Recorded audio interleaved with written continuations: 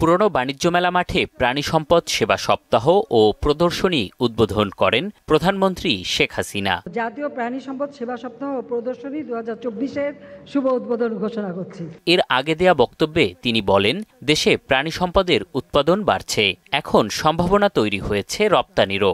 উৎপাদন প্রক্রিয়াকরণ, কারণ প্রক্রিয়াকরণটাও কিন্তু গুরুত্বপূর্ণ, এ বিষয়ে আরও যত্নবান হতে হবে। সেই কারণ এখানে আমি আরেকটা কথা বলি, আমাদের কিন্তু একটা সুযোগ আছে।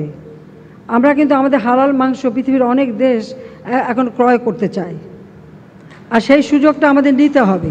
মাছ মাংস উৎপাদন করে দেশকে ওয়ালটন ফ্রিজ কিনে অনেকের মতো আপনিও হয়ে যেতে পারেন মিলেনিয়াল সেরা পণ্যের সেরা অফার। স্বয়ংসম্পূর্ণ করা হয়েছে উল্লেখ করে প্রধানমন্ত্রী বলেন, বিএনপির চাওয়া ছিল হাত পেতে চলা। যে আমাদের আগে যারা ক্ষমতায় ছিলেন, যেমন খালেদা জিয়া ঘোষণা দিল যে দেশের মানুষকে ডাল ভাত খাওয়াবে, সে ডাল ভাত খাওয়াতেও কিন্তু ব্যর্থ হয়েছিল। তো কেউ আমাদের ডাল ভাত খাওয়াতে চাইলো, কেউ আমাদের আলু খাওয়াতে চাইলো। মাছে ভাতে বাঙালি আমরা, তা আমার মাছে ভাতে বাঙালি, মাছ ভাত পেলেই তো যথেষ্ট। সেটাই তো আমরা চাই, বলেন ঠিক কিনা? সেটাই তো আমাদের লক্ষ্য। কাজে আমরা সেদিকেই দৃষ্টি দিয়েছি। এখন অন্তত বলতে পারি মাছ ভাতের অভাবটা নাই, ডাল ভাতেরও অভাব নাই।